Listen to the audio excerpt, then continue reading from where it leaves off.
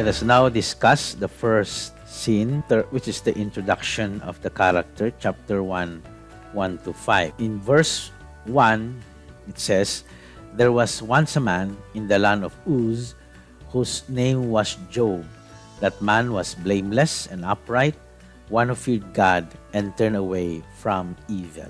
In the Hebrew narrative, in the classical Hebrew way of starting a narration, usually it begins with, "and it came to pass." So there is the conjunction, "and it came to pass." Something like in Tagalog, noong unang panahon at nangyari na noong panahon na yan.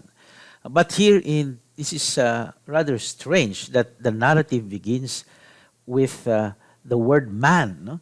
Ish haya, it says, a man was, there was. You see the NRSV says there, translate is as there was a man. And the New American Bible Old Edition gives it in the land of Uz.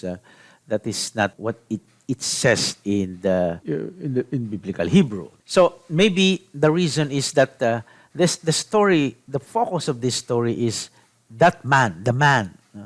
And the man is Job. The name Job is also a question. There is a word oyeb in Hebrew, which means enemy.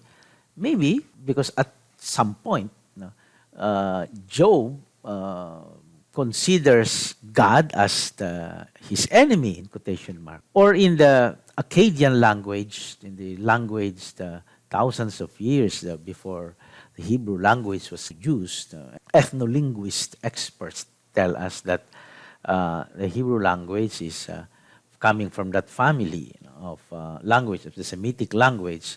So there is a word there, Ayob,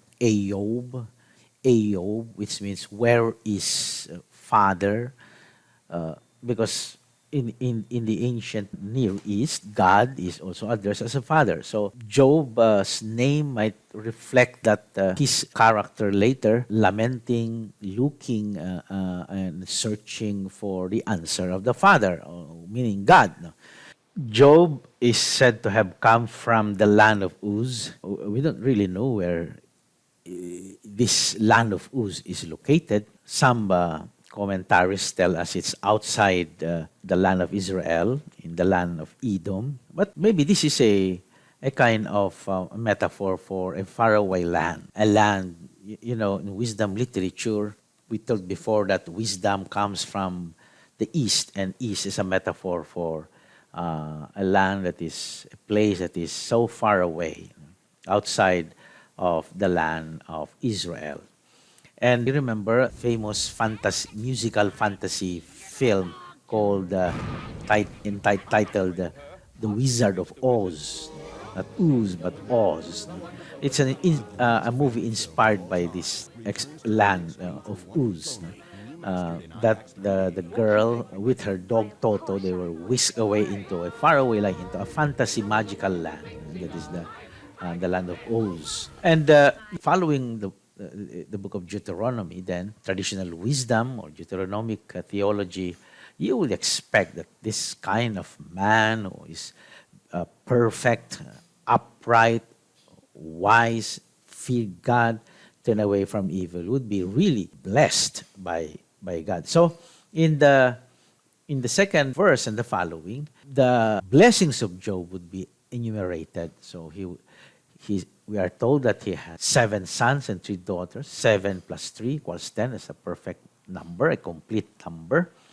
And also 7,000 sheep, 3,000 camels. There you have again the 7 plus 3, 7,000, 3,000. You have a perfect number for 10,000 camels, 500 oxen, 500 donkeys. There you have again 500 plus 500 is 1,000.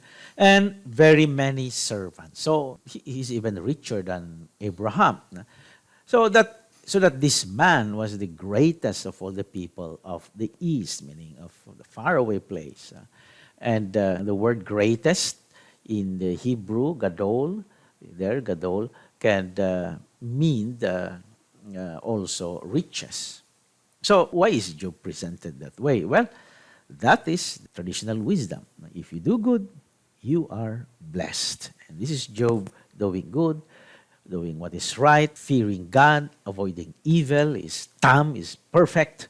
And so we expect him to be blessed. The fourth verse 4 tells us about the fiesta that the children are doing, sign of success, sign of prosperity. The sons used to go and hold feast in one another's house in turn, and they would send and even invite their sisters to eat and drink with them. It's like a party, a sign of prosperity. And when the feast days had run their course, Job would send and sanctify them, and he would rise early in the morning and offer burnt offerings according to the number of them all. For Job said, "It may be that my children have sinned and cursed God in their hearts." This is what Job always did. Well, don't interpret this part as if Job is scrupulous and obsessed. But the point of him sanctifying their children, asking forgiveness in behalf of their children, even if it's only hypothetical that his children might have sinned in the course of their partying.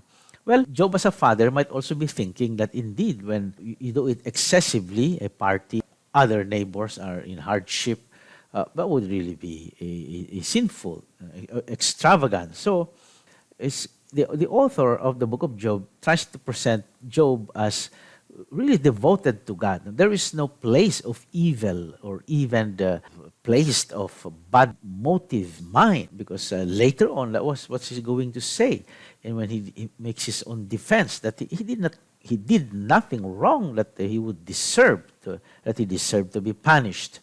So and also that Job is acting here like an intercessor, praying in behalf of children, which in the epilogue he will have that role again when he prays in behalf of the friends who spoke wrongly against God, so that they will not be punished.